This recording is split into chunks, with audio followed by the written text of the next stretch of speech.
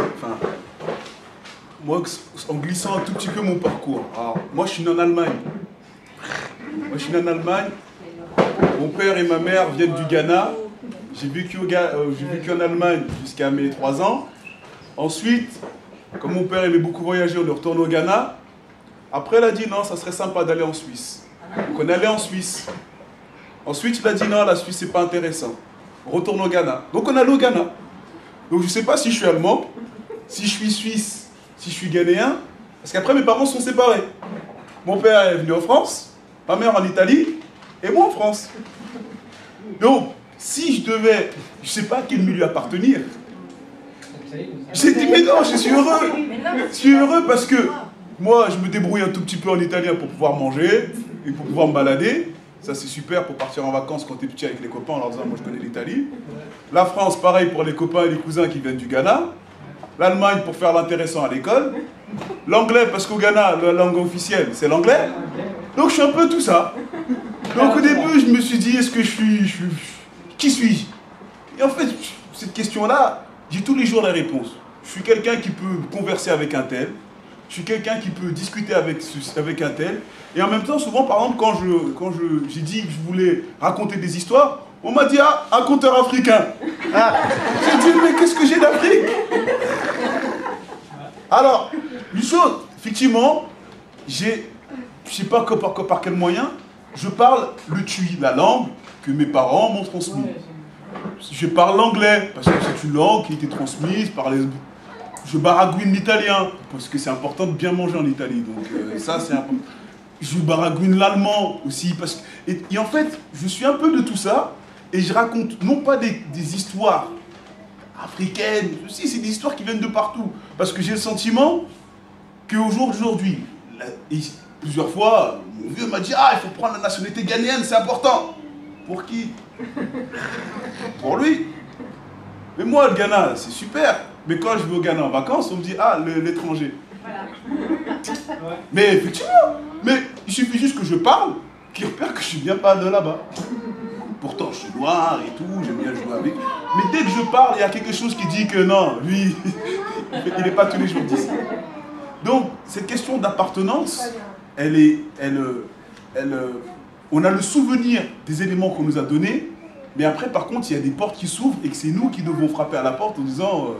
alors des fois, si ça ne s'ouvre pas, on regarde s'il y a le toit, il y a moyen. S'il n'y a pas moyen dans le toit, ben, on va voir s'il y a en dessous de la cave. S'il n'y a pas la cave, ben, à la fenêtre. Et en fait, c'est cette question de ce métissage. Et en fait, je trouve que là, on est tous un petit peu des métis.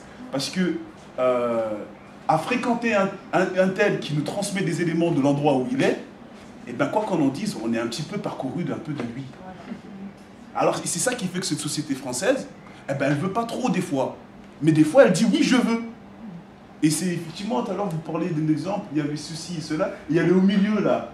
Et on est souvent au milieu. Mais c'est génial d'être au milieu. C'est génial. Parce que quand on n'est que à gauche, c'est trop compliqué. Quand on est que à droite, on est au milieu, on peut regarder les deux côtés. Et je trouve que c'est pour ça qu'on a un coup. Le coup, il peut... On a faire voir. Mais c'est... Voilà, je sais pas pourquoi, mais c'était un peu une histoire, ça aussi. Voilà.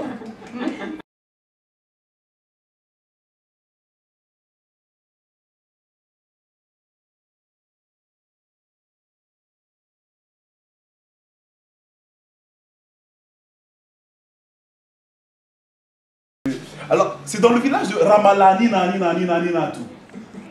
Dans le fameux village de Ramalani Nani Nani Natu, il y a un travailleur. Et ce travailleur, il est beaucoup travaillé. Chaque matin, avec un grand sourire, il se prépare pour aller au travail.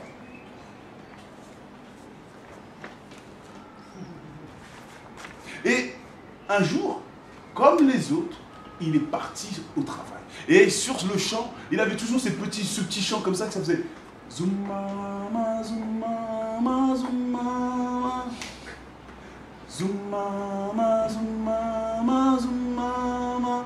Et il était porté par ce petit rythme comme ça. Et lorsqu'il est arrivé au travail, il s'est mis à travailler. Mais alors qu'il était en train de travailler, il a entendu de la musique. Il a travaillé. La musique était là. Il a travaillé. Et la musique, elle sonnait comme une invitation. Mais lui, il était là pour... Alors, il s'est mis à travailler. La musique, elle continuait. Alors, il travaillait. Mais, c'est clair. Ouh. Mais, il était pris entre les deux. À droite, à gauche, là, il est perdu. Qu'est-ce que je dois faire? Il était là pour ce qu'il voulait, travailler. Mais cette musique sonnait comme une invitation. Alors, vous savez, au bout d'un moment, la musique, quand elle est belle, on laisse tout. Et lui, il a tout abandonné. Il a laissé là ses outils. Et il est parti au village de Ramallah, Lorsqu'il est arrivé au village de Ramallah, il a vu qu'il y avait une grande maison blanche. Et c'était là que se déroulait la fête. Bien, il y est allé. Et lorsqu'il est arrivé, tout s'est arrêté. Même les musiciens. Et tout le monde l'a regardé de la tête aux pieds. Ah! Et les uns et les autres, c'est n'importe comment, qu'est-ce qu'il fait le pied comme ça, c'est n'importe quoi. Il y en a un qui a osé prendre la parole. Est-ce de la sorte que l'on vient habiller à une si belle fête? Sans un mot, le travailleur du village de Ramallah est rentré chez lui. Et chez lui, il a choisi son plus beau manteau. Et il l'a mis par-dessus ses vêtements de travail. Et puis, il est retourné à la fête. Mais lorsqu'il est arrivé, waouh! Regarde-moi comme il est bien beau! Waouh! Et les gens se disputaient pour partager le repas avec lui. Et bien, assieds-toi, merci. Finalement, il s'est installé. Et là, j'aurais besoin de vous, parce que dans le village de Ramallah, lorsqu'on reçoit quelqu'un comme ça, on lui prépare les meilleurs plats. Les meilleurs plats. Quel plat on peut lui préparer? Poulet au curry. Un poulet au curry, on lui a apporté. Quoi d'autre? C'est tout, c'est comme ça que vous recevez les gens. Dans le 8e, il ne lui donne rien. Il a besoin d'être nourri. Qu'est-ce qu'on peut lui préparer comme bon plat? Combo. Du Combo. C'est les légumes africains. Du gombo. Oui, gombo. Du gombo. Voyez-vous, je connais moi. Gombo. Quoi d'autre? Quoi d'autre? Dites-moi. C'est tout? Curry, gombo, c'est tout. Vous mettez au régime. Comment? Cupcakes. Des cupcakes. Yes. Like this. Et on lui donne des fruits. Et des fruits. Et aussi, on lui donne à boire. Qu'est-ce qu'on lui donne à boire? Osez. Ah, voilà, c'est classique celui-là. Un bon verre de vin. Quelle couleur? Rouge. Ah là, c'est tout? Alors, du thé. Alors, le travailleur du village de Ramallah,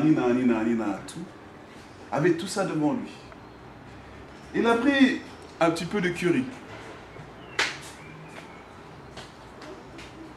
Mange mon manteau.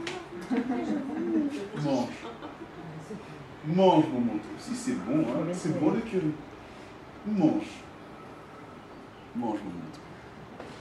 Il a pris un peu de gombo. Mange mon manteau. Mange. Fais pas tomber. Doucement. Toi aussi tu en veux. Fois. Mange. Ouh, t'as dit gourmand, doucement. Voilà, mange. Il a pris un petit fruit. Mange mon manteau. Mange. Mange. C'est bien. C'est bon les fruits. On n'en a pas 5, mais c'est bon. C'est bon. Mange. Et il a pris le verre de rouge qu'il y avait. Bois, mon manteau. Bois. Bois, bois, bois. Ouh là là, tout aussi t'en veux derrière. Bois. Bois, bois. Les habitants du village de Ramallah, tout, lui avaient donné le meilleur. Et il y en a un qui a pris la parole et dit: mais tu es docteur dans ta tête ou quoi? Nous, on te prépare les meilleurs plats. On te reçoit comme un roi. Et toi, tu donnes à boire et à manger à ton manteau. Mais tu es fou. Et là, le travailleur du village de Ramallah, a eu cette phrase. Il a dit: en vérité, moi, je ne suis pas invité. C'est mon manteau qui est invité.